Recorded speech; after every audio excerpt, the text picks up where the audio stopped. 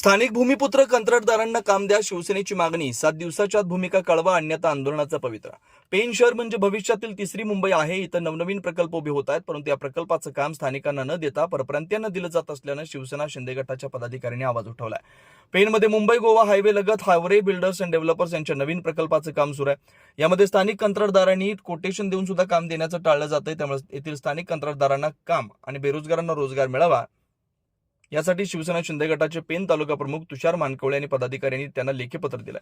या पत्राची दखल घेऊन येत्या 7 दिवसात बिल्डरनं आपली भूमिका कळवावी, अन्यथा शिवसेनेच्या माध्यमातून आंदोलनाचा पवित्रा घेण्यात येईल, असा इशारा तालुका प्रमुख तुषार मानकवळे यांनी दिला. आम्ही आज निवेदन देऊन आलोय.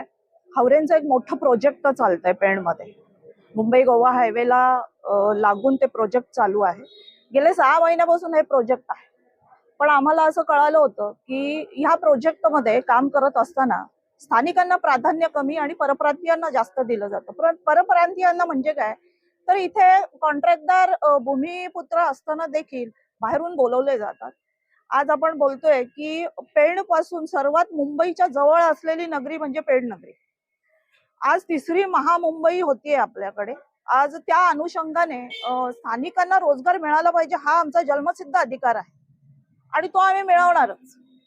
सन्माननीय आमदार जे आमचे पालक आहेत ते दळवी साहेब आमच्या सदैव मागे उभे असतात. स्थानिकांना रोजगार आणि न्याय कसा मिळेल याच्याकडे त्यांचं कटाक्षानं लक्ष असतं. आम्हालाही त्या संदर्भात इन्स्ट्रक्शन आहेत की स्थानिकांना रोजगार हा मिळालाच पाहिजे. त्याच्यासाठी हा एक प्रयत्न आहे. आज हावरे इथे जाऊन, हावरेचा मोठा प्रकल्प चालू आहे, प्रोजेक्ट चालू आहे आपल्या इथे, तिथे जाऊन आम्ही निवेदन दिलेलं आहे. आमचे तालुकाध्यक्ष माननीय तुषार दादा यांच्या निवेदनामध्ये नमूद केलेलं आहे की स्पष्टपणे की स्थानिकांना रोजगार मिळाला पाहिजे. सर्व शिवसेनेचे आणि सर्व महिला पदाधिकारी आणि पुरुष पदाधिकारी जाऊन आम्ही ते निवेदन दिलेलं आहे आणि आम्हाला खात्री आहे की 8 दिवसाच्या अल्टिमेट मध्ये आम्हाला नक्की संपर्क करून आम्हाला स्थानिकांमध्ये समाविष्ट करून आम्हाला स्थानिकांना नोकऱ्या देण्यासंदर्भात किंवा कामं देण्यासंदर्भात चर्चेसाठी ते बसतील. जर ते चर्चेला बसत नसतील तर शिवसेना स्टाईल ही प्रत्येकाला आज माहीत आहे. आमचे सर्व पदाधिकारी, आमची महिला आघाडी पण कमी नाहीये. आमची महिला आघाडी पुढाकार घेऊन त्या संदर्भात त्यांना इंगा दाखवल्याशिवाय राहणार नाही. जय हिंद, जय महाराष्ट्र.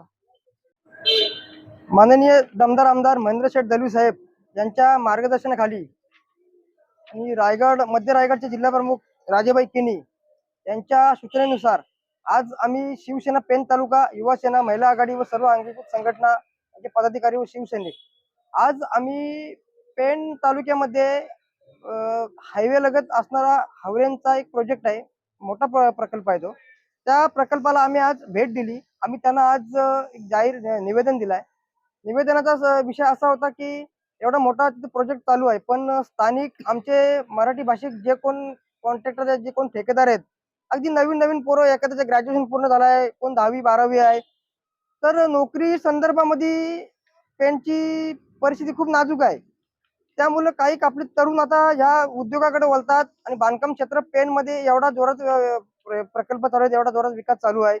त्याच्यासाठी आमची काही तरुण मंडळी छोटा मोठा शेतीचं साहित्य जमा करून आज ह्या उद्योगाकडे वळतात.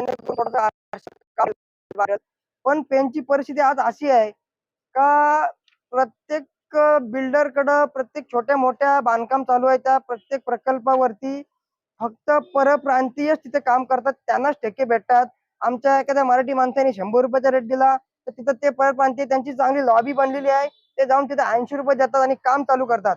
मग आता हा जो मराठी जो तरुण आहे, बेरोजगार आहे, तो करणार काय? आज परिस्थिती खरोखर खूप भयानक आहे. आणि सांगायचा दुसरा महत्वाचा मुद्दा असा की ह्या परप्रांतीयांना स्थानिकच आपले पुढारी पाठीशी घालतात.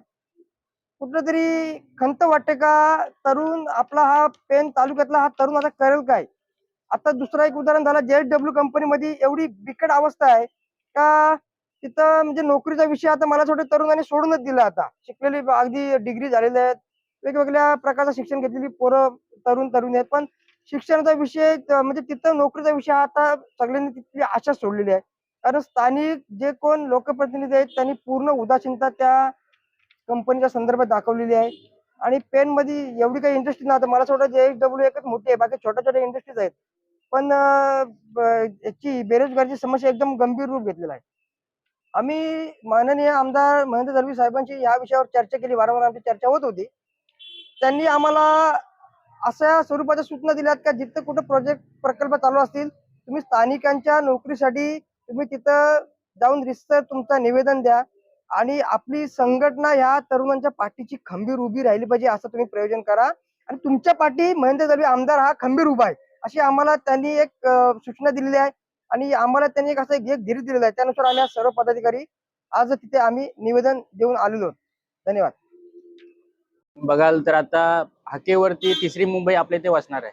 म्हणजे पनवेलमध्ये आता एअरपोर्ट चालू झालाय, त्या दृष्टीने आता हे हावरेसारखे बिल्डर आपल्या पेणमध्ये जागा घेऊन मोठमोठे व्यवसाय चालू करतात. पण ह्या ठिकाणी जे आपल्यासोबत असणारे लोक आहेत ही त्यांच्या हाताखाली काम करतात. म्हणजे आपल्यातला कोणतरी बिल्डर व्हावा असं त्यांच्या पुढाऱ्यांच्या मनात नाहीये.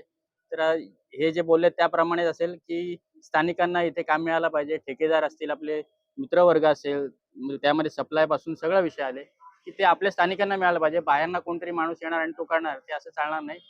हे एक मुद्दा आहे. दुसरी गोष्ट, JSW तुम्ही बोलत असाल त्या ठिकाणी पण हाच प्रकार चालू आहे की बाहेरचे परप्रांतीय तिथे भरले जातात लोंढेचे लोंढे, पण आपल्या माणसांना, आपली माणसं फक्त घरं बांधतात, त्यांना भाड्याने राहायला जागा देतात. पण ते असं न होता आपल्या माणसांनी तिथे पण कामं केली पाहिजे, हा आमचा उद्देश आहे. तुषारभाई बोलले त्याप्रमाणे आपण करणार आहोत. बघूया, त्यांना अल्टिमेट आपण दिलंय काही 7 दिवसाचा अल्टिमेट दिलंय, त्याप्रमाणे आम्ही पुढचं संघटना काम करेल. धन्यवाद. जय महाराष्ट्र.